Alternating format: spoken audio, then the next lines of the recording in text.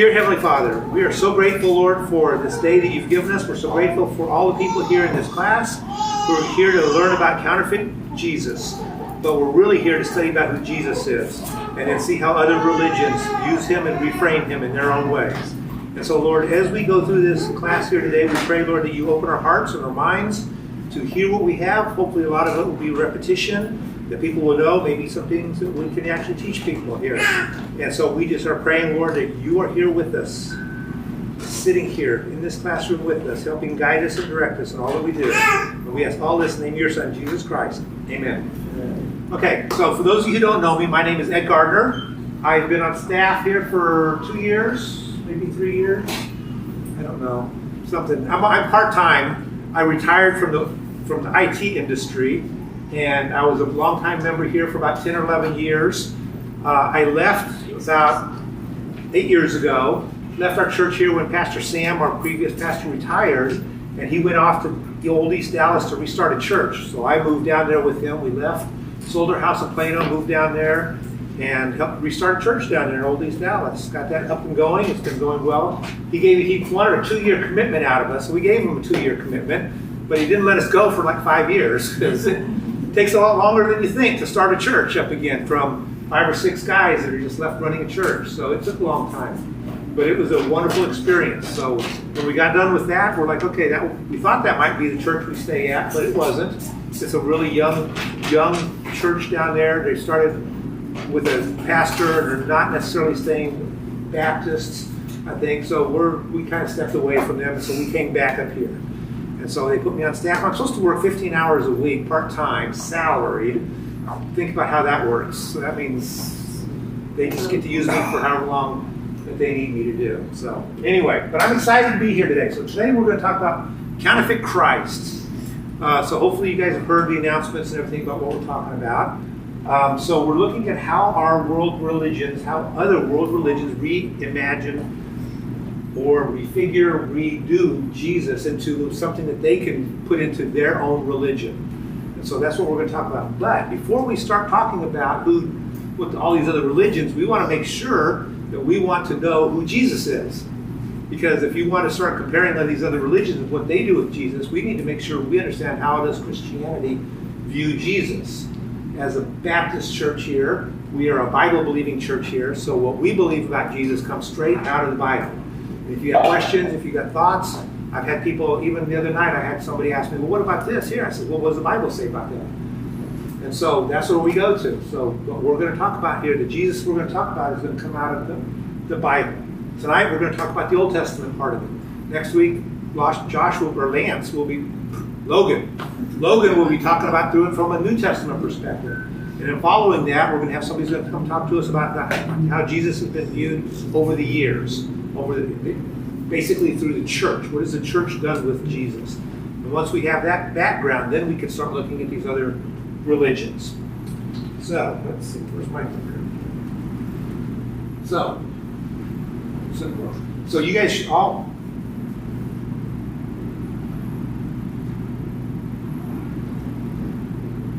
have this one here. So you guys should all have an agenda on here. And so first 3 weeks, we're talking about the real Jesus. And then we'll talk about Judaism, the rabbi that they rejected. Hinduism, one avatar among many. Then we have 2 weeks doing Islam 1, Islam 2. Some of you know Josh Anderson. He was an IMB missionary in North Africa in a Muslim country. So he's going to be the one helping teach you those 2 lessons there on Islam and how they use Isa, what they would call Isa there. And then we'll go into Buddhism, Mormonism, Jehovah's Witnesses, atheism and secularism. I almost wish that was almost 2 classes there, just because atheists who don't believe in Jesus at all, and secularism who just wants their own version of Jesus, basically. And then we got Sikhism. Some of you might wonder, why are we talking about Sikhism? Well, Sikhism is the number 6 religion in the world, most populous religion in the world, over 25 million people. Most of them are in India, but there's a huge population of them in North America. Most of them are in Canada, but there's a huge population of them, so they are a huge religion as well. And then we'll look at some practical apologetics. Week 13, we'll kind of have a round table, questionnaire kind of thing, talking about apologetics. And then we'll finish up with Jesus who won't be refrained. That's when you guys will see me back again next. So I get to kick it off and wrap us up here. The real Jesus, that's what we're going to be talking about here. Now I need to go back to my notes.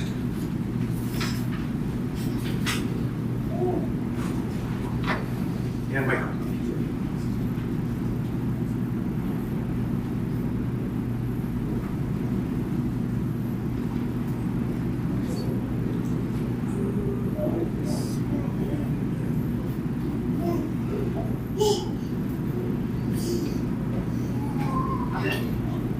Hopefully you guys can hear this here. It's quiet enough. Jesus Christ, the Son of God.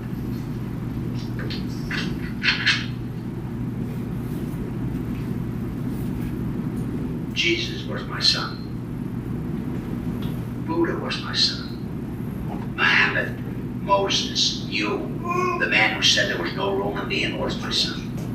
And so was the one who charges $11 for steak at this one. Is Jesus Christ, the Son of God. Well, you guys can't see the video. I'm not sure why it's not playing the there now. Anyway. Jesus was my son. Buddha was my son. No way. Muhammad. That was from a movie called Oh God. George Burns played God. The guy who was recording this is a guy named John Denver. You guys may have heard he used to sing. But he was asking, the question was, is Jesus your son, the Son of God? And basically God was saying, yes, Jesus is my son. And so is Buddha, Muhammad, and everybody else. He created everybody. They're all his sons. So this was a cultural view of who Jesus was. So it's just one view of how our culture looks at Jesus. And they can appropriate him however they want. They just make him just like anybody else. So there was nothing special about Jesus from that perspective in that movie. But we're going to talk about Jesus in the Old... I'm just losing everything. Yeah. We're going to talk about Jesus from the Old Testament perspective in here. So, there are a lot of things in the Old Testament that we could talk about on Jesus. Because if we think about what the Old Testament talks about, every story, sometimes every verse in the Old Testament talks about who Jesus is. It's all pointing to who Jesus is. Now, we know that one of the things that we like to do from the Old Testament is look at all the prophecies in the Old Testament that prophesize things that are from the New Testament. We're not going to talk a lot about a lot of those, because those are just prophecies in the Old Testament that are pointing forward to who Jesus is coming, what he's going to be when he comes here. And from a New Testament perspective, we'll look at that. One of those things might be like looking at Psalm 22, where Psalm 22 starts off, my God, why have you forsaken me? Well, it's just Jesus speaking on the cross. He's saying that. We're not going to look at a lot of those things that point towards who Jesus is. We're going to look at seeing where Jesus actually is in the Old Testament time. And you're going to be surprised at how many places he is in there. The first one we're going to talk about is the Protoevangelium. Protoevangelium, or Protoevangelium. There's a lot of different people who pronounce it different ways. Many different people who pronounce it different ways. But it's just a $5 Greek word that means proto, which means first, and evangelium is the gospel. So this is the first gospel. Where is the first gospel found in the Bible? Does anybody know? It's not in the New Testament. It's in the Old Testament.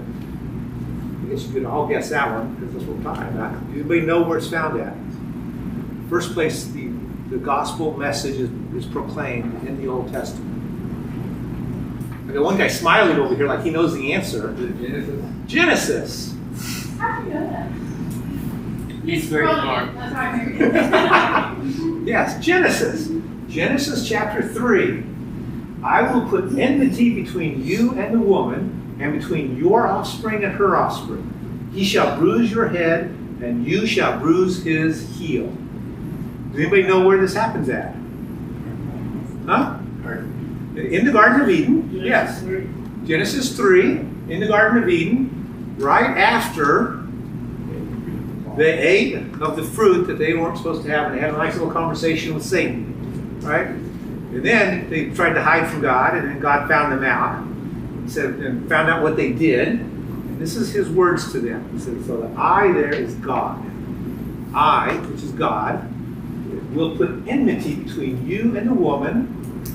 So between you, so who's the you he's speaking to? Satan, so that's Satan.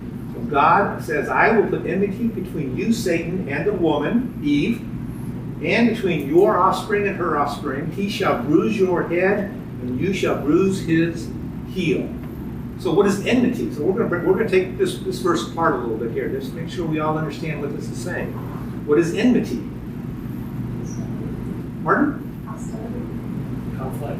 Conflict. I heard it somewhere. I couldn't even point where I heard it. Right there. Conflict. Yes, this is the conflict that they have. He's going to put a perpetual conflict between Satan and the woman, and between her offspring and your offspring. So who are your offspring? So this is God speaking of Satan. Yes, these are all the different demons that he has working for him and with him. Right? So between all of them, there's going to be this hatred between Satan's offspring and her offspring, Eve's offspring. Right? We do. We have this. They hate us, we hate them. We don't get to see them very much. They see us a whole lot more than we see them. But there's going to be this enmity between them. But then we get to the bottom part. He shall bruise your head. Huh. So who's this he person there that's now popped in here? Jesus. This is going to be Jesus. There you go. This is one of those classes where I didn't make it hard enough where Jesus isn't the answer sometimes. But yes, Jesus is almost always going to be the answer. Jesus is going to bruise his head, and you, Satan, shall bruise his heel. Now, there's a difference between bruising the heel versus bruising the head. In the Old Testament vernacular, the head is going to represent life. That's where your life comes from. And so by bruising the head, he's going to kill you. He's going to put you away. But you're just going to bruise his heel. You're going to snip him and bite him in the foot, bite him in the ankle somewhere down there, and he's going to limp around a little bit. But he's going to die. Actually, he's actually going to die, but he's going to live again. And so this is what this is telling us here. So this is the very first presentation of the gospel that's in the Bible, right here in Genesis chapter 3. Okay, now is it the first place where Jesus shows up in the Bible? No, this is the first place the gospel shows up. Anybody know where the first place in the Bible Jesus shows up? Genesis 1. He's in Genesis chapter 1. Yes. The Word. When he speaks all things into existence, this is Jesus who's speaking all things into existence. He's part of that Trinity that's right there at the beginning, Genesis chapter 1. So, Jesus is here in Genesis. So, we're not going to get away from him. He's all the way from Genesis all the way to Revelation. We're going to find Jesus in here. Any questions so far on this one here? I want to make sure everybody's got this down pat, right? Genesis. Beginning of Genesis, we are talking about the gospel of Jesus Christ. What's going to happen here? Okay. Theophany versus Christophany. Anybody know what a theophany is? Theo, God. Theo means God. Phany means an appearance of. An appearance of God. Do we know what this means? The angel. Wherever there is an appearance in the Old Testament of God, we could say that is a theophany. Okay? A Christophany, we're going to talk about, we'll get the definition here.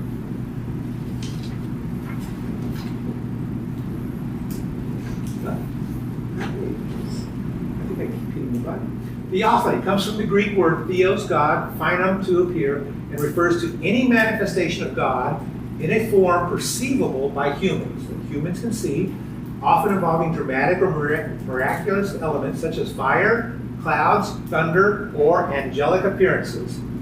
Theophanies communicate God's presence and reveal his holiness and often convey guidance or covenant affirmations. So that's what a theophany is. Okay? So can we think of any stories or any parts of the Bible in the Old Testament where there is a theophany?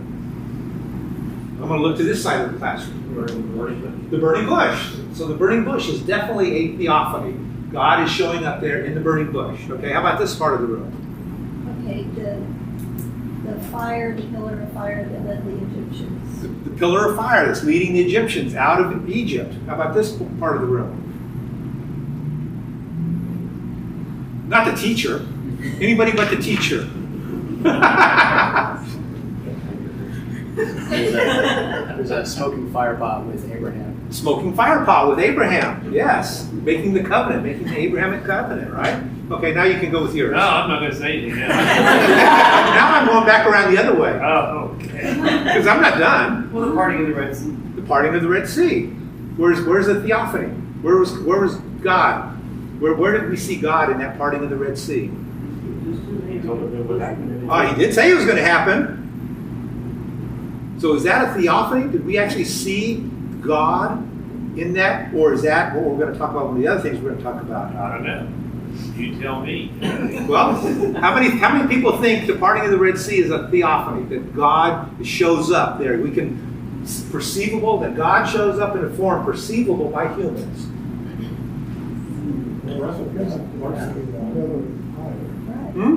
He's present there in either the pillar or the smoke. Yes, so he would be present in the pillar that was back on the backside of it, right? So he's there, which somebody already said the pillar. You guys already said the pillar. Okay? Well, the cloud as well. Yeah, it's the same thing. Yes, the same thing. Yeah, that same pillar by fire, by cloud. It's in that same pillar. You can say that waters are part of God, the breath of God.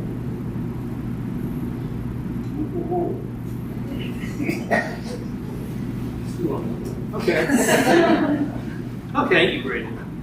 We'll give you that one. Okay. Where else? Where else? Let's get away from the Red Sea. Where else do we see it? God walking in the garden. Yeah. God what? Walking in the garden. Well, God was walking in the garden. Yes, with them. So God was right there with them. He's asking, "Where are you?" He's talking to them, walking with them. Yes. Where else? Anywhere else? Huh?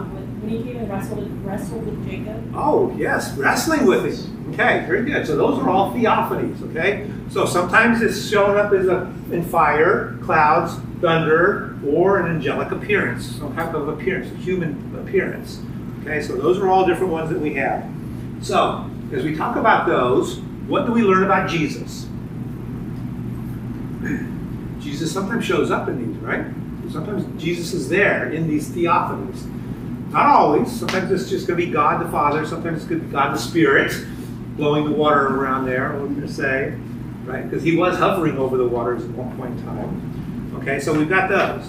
The next word we're going to talk about is a Christophany. So the first one was a God appearance. The second one is a Christophany. A Christophany is an appearance of Christ. Okay, so it's very much so. It's a subset of theophanies. Theophanies is anywhere God shows up to do something. So he shows up in the burning bush. He shows up in these different things. But a Christophany is where God, Jesus himself, shows up.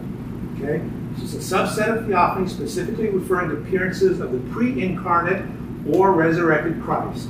These manifestations often occur in the Old Testament, where Christ appears in human form or as the angel of the Lord, revealing God's will and foreseeing the incarnation. And then even right before this here, Josh Allen was telling me, he says, are you going to talk about the difference between an angel of the Lord or the angel of the Lord? Because those two different things show up in the Bible. And I was like, well, I wasn't going to go into that much depth, but since you brought it up, I guess I will. So, what do you think? So, theophany, we saw that God is in that column of smoke, column of fire that's leading them out, right? In that burning bush. God is there in that burning bush. But now as we look at Christophany, where do we see Christophanies in the Bible? In the Old Testament. He walks in between the cut animals with Abraham. Yes, part of that Abrahamic covenant, right? As he's doing that there, he sees him walking between those kind of animals, making that Abrahamic covenant with him. Because he knew if he made it with Abraham, Abraham wouldn't be able to hold up his part. So he put Abraham to sleep, but he was the only one who walked through and made that contract. So there was a person there that was walking through that. Are there other places in the Old Testament where we have this happening? Shadrach, Meshach, and Abednego. Shadrach, Meshach, and Abednego. Okay, that's three people. No, there's the fourth person there. Oh, okay. Yeah. So the fourth person with Yeah, them. yeah, yeah. Shadrach, Meshach, and Abednego, and they're plus one. Yeah. I just wanted to say their names. Yes, but yes, the +1 with them in the fiery furnace. So that's a great example of a Christophany. It's not just God is there, so it's a Theophany also, but it's also a Christophany, right? It's an appearance that we believe that is of Christ showing up in the Old Testament. How about? I think that there were three angels that appeared to Abraham, and one of them, the way it's described, sounds like it could be Christ. Absolutely. So we have those three guys there showing up with Abraham when he's arguing, when they're getting ready to go see Lot, right? And Abraham gets to try his hand at negotiation with an angel, right? But he does. But he is. So that's great. Another one. Anybody else got another one? Commander of the Lord with Joshua. Man, you guys are getting all the ones that I've got here. Yes, the fourth, the commander of Lord's army. Okay, this one here is one that we see. Joshua meets a man with a drawn sword who declares himself the commander of Lord's army. It's kind of interesting because Joshua says, "Are you for me or against me?" And he says, "I'm neither for you or against me. Are you for me or against me? But I'm the commander of the Lord's army." And then Joshua falls down to the ground in worship, removing his sandals, for the place is holy. Now, in this Christophany, is this the angel of the Lord, or is this an angel of the Lord, do you think? I thought that was an angel. I This- thought that was maybe This is commander like a Bible. Now, this is the angel. Why do we know it's the Jesus Christ? Because he allowed Joshua to get down on his knees and bow down and worship him. If it was Michael, he would not allow him to come down and worship him. And so because he allows him to come down and get down on his hands and knees and worship him, we know that is a Christ vision, a Christophany. Okay? So everybody got those two words down, right? Christophany and Theophany. So, why do we care? Why do we care? What do those things tell us about who Jesus is? Those stories that we all just talked about here. What did those stories tell us about something about Jesus? That we're trying to understand who Jesus is. That he's always present. He is going to be always present, even in the Old Testament. We know he's always present in the New Testament with us now, he tells us. But he was always present in the Old Testament as well, right? He was always there. What else do we learn from these here? He's active. He's active. He's doing things. He's there, going out to fight the battles with them, leading the armies and doing things, right? I feel like every time he does it here, it's a turning point in the story where the entire story pivots around this point and then resolution happens or something comes out of this. Yes. There's definitely resolution and pivots. When God shows up, it makes a difference in the world, right? Things are going to happen, right? So that's a great thing. Anybody over here? Anything that just speaks to you about who Jesus is from over here? I think it reveals that that's something about God's character, that he cares for his people. He does. He cares for his people. So, one of the places where we see one of the other Christophanies is when he goes out to meet Hannah, right? And she says, "I see you. You see me. You care about me." Okay, so it's great. You gonna say something? It shows that he's not created. It shows that he is not created. Yes, absolutely. One of the things that I was going to throw in here, but they gave me a short amount of time to do this here tonight. But I'm going to steal this from Logan. He just poked his head. Oh, he did poke his head in here. I'm going to steal this from the New Testament here, but because I don't think he's going to talk about it. In the New Testament, when the angels, when Jesus heals somebody and he kicks the demons out, or the demons come out with him, the demons, do they have to ask, "Who are you?" Demons always know exactly who that is. They know it's Jesus Christ. They don't have to sit through a Bible study. They don't have to have somebody telling him, one of the apostles, say, "Hey, dude, that's Jesus over there." When Jesus encounters any of these demons in the New Testament, they all know who he is already. He doesn't have to tell them that. Why does he know? Why do they know who he is? Because what? He's always been. He's always been. And they have always been, well, not always been, they were created, but they were created before Adam and Eve were created. And so they know who this guy is. They know that this guy has authority over them. And they know that in the end, this guy wins. The demons all know that, but they chose the wrong side. And so they already know that. So there's a story, even pre-Old Testament, there's this prehistory story that also happens where Jesus shows up. He's there in the beginning, before that also. So, good point. Great. Okay, so these are all things that we're learning about who Jesus is. Typology. Typology versus symbolism. So, we know that in the Bible there's a lot of types. And we'll talk about what types are. Typology. Typology is a study of types, people, events, objects, or institutions in the Old Testament that foreshadow or prefigure greater realities in the New Testament. Okay? So a type is a people, events, objects, or institutions in the Old Testament that foreshadow or prefigure greater realities in the New Testament. Okay? So, can anybody think of something from the Old Testament that we know that we look at, that we've studied about, that is actually just foreshadowing of something that's going to happen with Jesus in the New Testament? Noah's Ark. Noah's Ark. How does Noah's Ark being foreshadowed into the New Testament? Or it says that there is a symbol or something that comes to protect you. Yes, it's going to protect you, and that as they went through the waters, and God saved them through the waters. As we get to the New Testament, we're going to see that baptism also takes us through the new waters. It helps us. Right? So that's a great example. Anybody think of another one? Okay? Sacrifices. Sacrifices. All those sacrifices, all those, I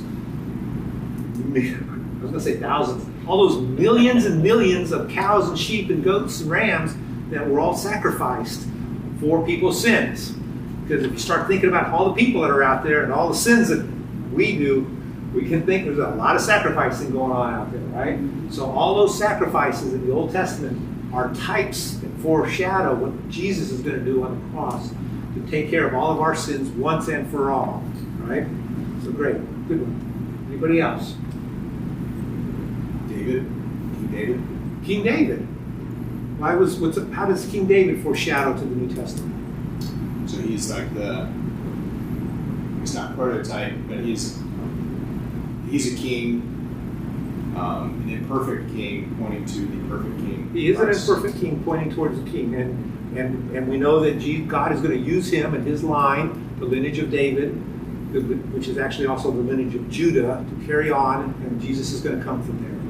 Okay? Melchizedek. Huh? Melchizedek. Oh, somebody had to bring up Melchizedek in here in our class here today. Like this guy that just pops in there, got a couple verses about him, and then he just disappears until he shows up again in Psalms, and then he shows up again in Hebrews. Yes, but because he's an interesting one. He's a very interesting one. But yes, he is also a form of a type of Jesus character also, because one of the things that you're not supposed to be, and we'll talk about this a little bit later, is a king and a priest at the same time. He was a kingly priest, which Jesus will also then be a kingly priest, right? And so Melchizedek is another good one. Who else? You used David. I want you to go farther back and pick a name. As far back as you can go and pick a name. Adam. Yeah. Yes. Adam is also another one. Foreshadowing of what's going to happen there. A person who's created perfect, who did not live up to his expectations, is pointing towards Jesus, who is going to be made perfect and who is going to live up to his expectations. Well, I would like to change my answer on my Noah's Ark. Well, I agree it is Noah's Ark, but I was thinking of there's a word that I'm forgetting. It's salvation. That it's a picture of salvation, that in the midst of suffering, that God gives us a mercy of salvation that's pointing us to both in the Old, He has saved us, He has saved His people in the Old Testament like He will in the New Covenant. Yes. That's what I was trying to say, but Yes. words. Yes, He will. Okay? How about Jonah? think Jonah is a type? Jesus? 3 days in the whale? There you go. Melchizedek, somebody brought up Melchizedek. One that we kind of, that I thought would have been, right, it's top of my list anyway. The Passover lamb. Jesus is a great example of the Passover lamb. It's a type of Passover lamb, right? So this is a typology. So we've got all these different types. As you study the Bible, as you study through this here, you will see these things. And you will see things that from the Old Testament, even within the New Testament, you'll see things that foreshadow one of these other ones here.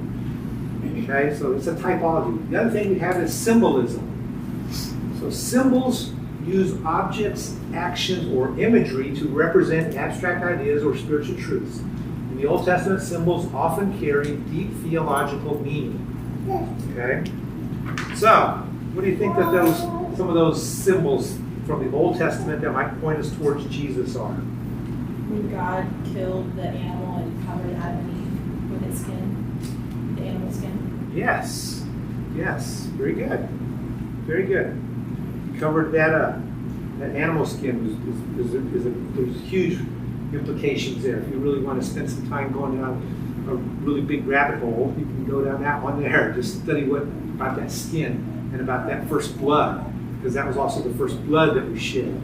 And I don't know if you guys remember a pastor from First Baptist Dallas many years ago. He preached one night. He did it on New Year's Eve.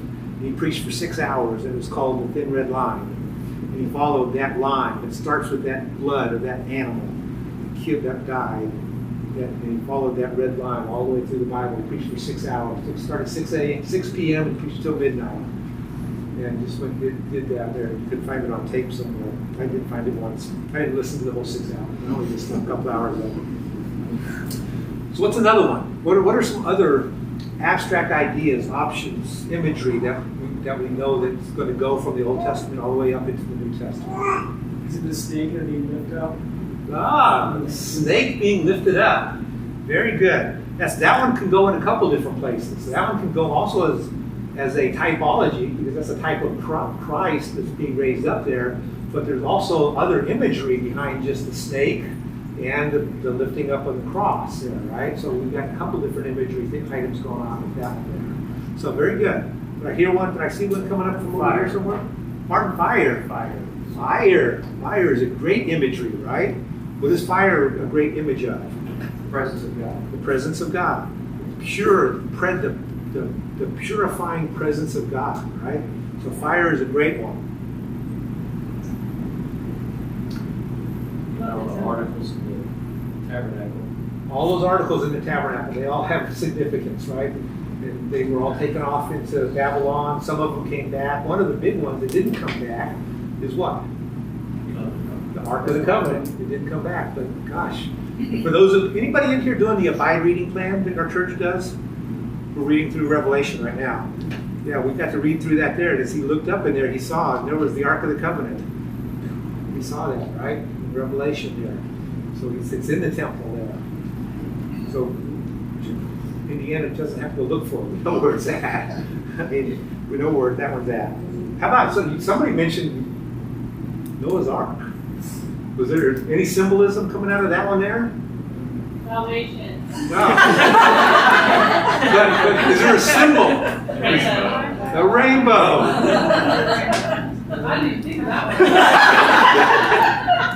one. Yes, the rainbow. Yes, the rainbow. Salvation in Christ, protection and deliverance.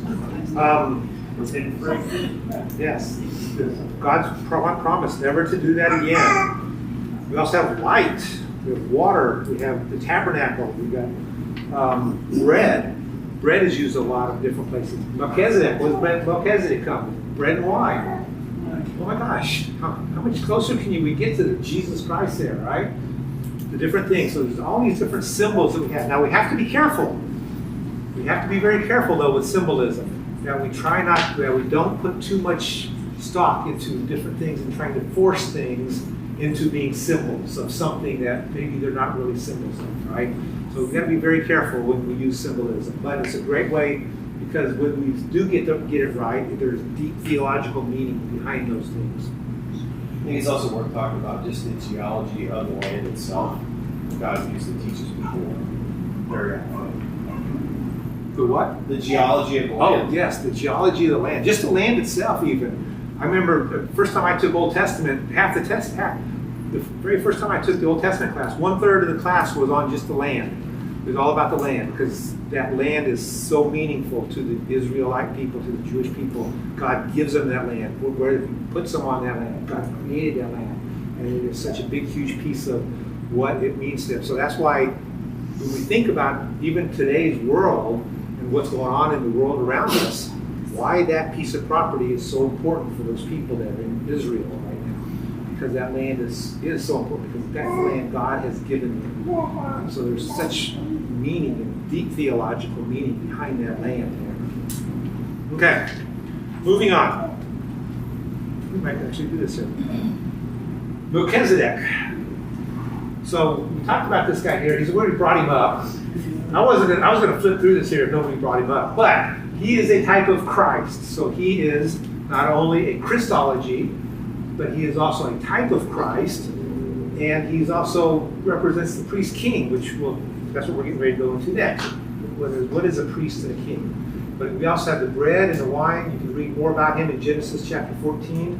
We can also go, if you want to know more about him, the only other two places he's referenced is Psalm 110 verse 4 and Hebrews 5:7. But he shows up, and he is such a representative person. But he shows up way before we even have a definition of what a priest is. He shows up way before we have godly kings. And so he is just a whole anomaly about him there. And if you wanted to, you could start your own religion, all about just who Melchizedek is. Here, you can just take that and go and do your own thing. But we kind of try to put him where he belongs. The Old Testament pattern of prophet, priest, and king. Now, we're not going to see this one through to the end, but we want to make sure you understand, because in the Old Testament, these are three very important roles that are played throughout most of the Old Testament here. So what is, and we're going to take a look at each one of these things here. A prophet. A prophet is a person who speaks God's truth to others. In the Bible, it often has both a teaching and revelatory role, declaring God's truth on contemporary issues while also revealing details about the future. So, that's what the definition is. But these are guys who are going to be called. So are these people, does a prophet, God make a prophet, and that prophet's kids keep being the prophets on and on and on down the line? No. I see one person saying no over here, shaking his head. The answer is no. No, it's not genealogical. Okay? If you're called to be a prophet, you're called to be a prophet. Your sons do not automatically become prophets, right? So it doesn't fall in that line there. But what is a prophet? So who are some of the prophets that we have in the Old Testament? Pardon? Isaiah. I'm listening to a lot of these Scotch preachers. So I'm starting to say Isaiah. I'm also starting to say 1 Chronicles and 2 Timothy. But anyway, yes, Isaiah. So he's definitely one of the prophets. Who else? Elisha? Nathan, Elijah. Nathan, okay. Over here, somebody. Samuel. Okay. This half of the back row. Moses. Nathan. We got Nathan. Okay, so we know there are a lot of prophets that we could name here, right? We could just go on and on and on. I mean, if you just open your Bible, you'll see 12 minor prophets, and then you'll see the major prophets. So you've got a lot of prophets that have their own books in the Bible, right? So we got a lot of those there. But who is the first prophet identified in the Bible? Oh, wheels are turning. Wheels are crunching. Who's the first one? Nope. Earlier. Pardon? Moses' father-in-law is named also, but he is also called a prophet. Jesus. Yes, but how about some guy named Abraham? You guys ever heard of a guy named Abraham? He went off into another land. They liked his wife. He said, it's my sister. He let him have his wife. The guy was laying there in bed and had a vision. And he said, you better give that woman back. And he did. And he said, because he is a prophet who can bless you. So Abraham ends up being the first prophet that's going to be in there. Okay, we've listed a whole lot of the other ones. So who is the last prophet of the Old Covenant? John the Baptist. Ah, yes. John the Baptist. He is the last prophet from the Old Covenant. Everybody knows that. Everybody got that. Understands that one, right? John the Baptist in the New Testament, so I'm sneaking into the New Testament. But I was on the Old Covenant here. So, but yes, he was the first one. He's the last of the prophets from the Old Covenant. Do we still have prophets today? I'm going to leave you with that one. Prophet. Priest. What is a priest? Priests are focused on ritual, sacrifice, and maintaining the covenant relationship through worship. Priests. So, okay, Melchizedek, yes, we know Melchizedek is a priest. We don't have to say that one again. So, who are some of the other priests that we have that we know? Aaron. Pardon? Aaron. Aaron, yes. They got to, in fact, they kind of got to come from his line, right? Who else? The Levites. Very good. So Levi and the Levites are all part of the priestly line. Who else? Somebody mentioned him over there earlier. Moses' dad, Jethro. He's the priest of Midian. How about Noah, Abraham, Isaac, and Jacob? Did they all perform a priestly duty? One of the priestly things? What did they all do that was priestly? Sacrifice. They all they all set up altars and sacrificed on them, which is a priestly duty. One of their things that they would do is their rituals and sacrifices. So those guys were all part of that group. So, but even though those guys were all part of, and they all did their own thing there was a establishment of priests done in the Old Testament in Exodus chapter 28 verses 1 through 4 that starts off with Aaron. And so this is where we get the Aaronic line of priests that have to be going all the way through, which is why when we go all the way through the Old Testament, we got all the kings, we got the no kings, we got the exile, we come back from exile, and they got to go find guys who have the right lineage to make sure they come back down to Jerusalem so that they can start doing the priestly duties again. So we know that they end up getting a guy named Joshua. He comes down with Zerubbabel. Zerubbabel is kind of the Davidic line person. Joshua is the priestly guy person. So does Ezra. Ezra is also a priest that comes down into that time period. So we've got a couple priests that are coming down there and working things out down there. Well, again, why do we care about these things here? Why do we care about the priests and the prophets? As far as who Jesus is. Well, They say a lot about him. huh? They say a lot about him. They say a lot about him. They prophesy a lot about him. The third part of the prophet, priest, and king is the king. The concept of kingship in Israel began when the elders of Israel requested a human king to govern them like other nations, as reported in 1 Samuel. God instructed the prophet Samuel to anoint Saul as the first king of Israel, marking the formal implementation of monarchy while reminding the people that God remained their ultimate sovereign. So, we got the king here. Anybody know any of the kings other than King Saul? King David? Solomon? Jeroboam? Rehoboam? Ahab. Yes. There's some good ones and there's a lot of bad ones and there's a few good ones, right? And all those lists of kings. So there's not a lot of kings in there. The reason I bring this part up in here is because these guys take such a huge role. We read about them, we know about them. We can say names of the prophets, the priests, the kings, but in general, most all of them are going to be one role people. They do one of those roles. You are a prophet, you are a priest, and you are a king. Melchizedek is the one that sticks out as being two of those. One of the guys tries to do that once. Somebody who does that? Who tries to be both a priest and a king other than Melchizedek? Saul. What does he do? He's a king, but he decides he can't wait on Samuel to get there on time to offer the sacrifice before he can start his battle. So he decides, I will do the sacrifice, taking on that priestly role. How does that work out for him? Not real well. Not real well. Yes, God is not happy with that one there because he combined two roles that are not supposed to be combined together in the Old Testament. But one of the things we're going to see here, Zechariah, he's also an Old Testament prophet, but he's going to tell us about the person who's going to come who's going to combine the role of priest and the role of king coming together in the branch. Now the branch, that's another one of those symbols. What does that branch represent? Anybody know? Jesus. Where you read about the branch in the Old Testament, that's going to always refer to who Jesus is, right? So, Zechariah 6, 11 to 13. Can somebody read that? I'm tired of reading sideways.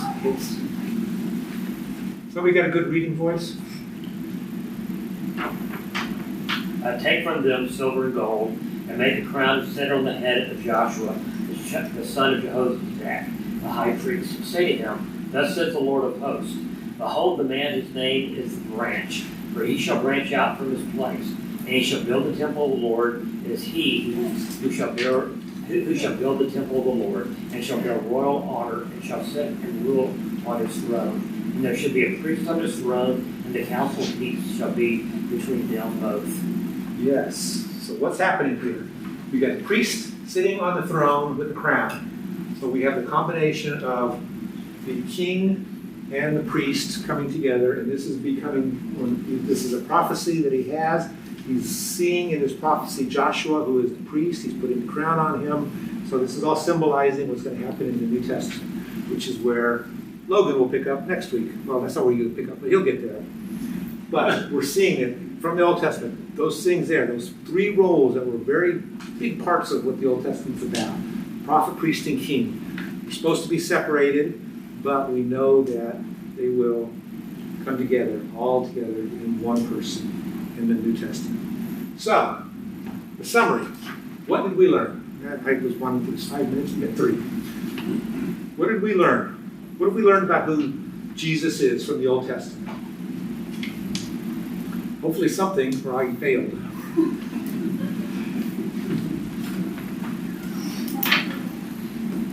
Anything? It's presented in many different ways. Jesus is presented many different ways. So Jesus is in the Old Testament and he shows up many different ways. Okay? He's from the very beginning. He's from the very beginning. He was from before the beginning, right? Before the beginning of the Old Testament. Jesus has always been plan A. You know, I used to go around telling myself that my life is where it's at right now because I'm on plan F. And then G, because I made a bad decision. I used to tell myself that all the time. That it was just I was just getting one step farther away from what plan A was. But I now know different. I know that where I'm at right here today, this is Jesus' plan A for me right here today. So yes, thank you for that. Thank you for that. He is faithful to reveal himself to his people. That's been true since the beginning of human history. Yes. Yes, he's been revealing himself all along. Very good. Anybody else? The plan of redemption started from the beginning. The plan of redemption started from the very beginning. The gospel of Jesus Christ is from Genesis. So it's been around us for the whole time. It's through the whole Bible. The whole Old Testament is pointing, leading, being pointed down through that, from that Genesis chapter 3, all through all those books, all those Bibles, all those prophets, priests and kings, all the way down to John the Baptist, who gets to proclaim the Lamb of God is here. Anybody else? Last moments. Thank you guys. I appreciate you guys participating. And makes my life a whole lot, makes my work a whole lot easier when people participate. So thank you for that. Next week, Logan will be up. We'll continue on into the New Testament. And if you guys don't have any questions. So, at the very end of this here, I have my information to wrap up. Any questions or comments, email me. I have all this stuff, and I'll have almost all my notes in the notes on this slide deck. If anybody wants a copy, I can send that out to you guys too, if you want. Yeah, could you send that out to this class? I can do that. I'll have everybody's name on here, so I'll see if I can do that. If not, I'll bring copies next week. Huh? Okay, you can help me do that. Good. Okay, so yes, we'll send all this information out to you guys. Thank you. Thank you. You guys have a great rest of your evening. 8 o'clock. Finish right on time.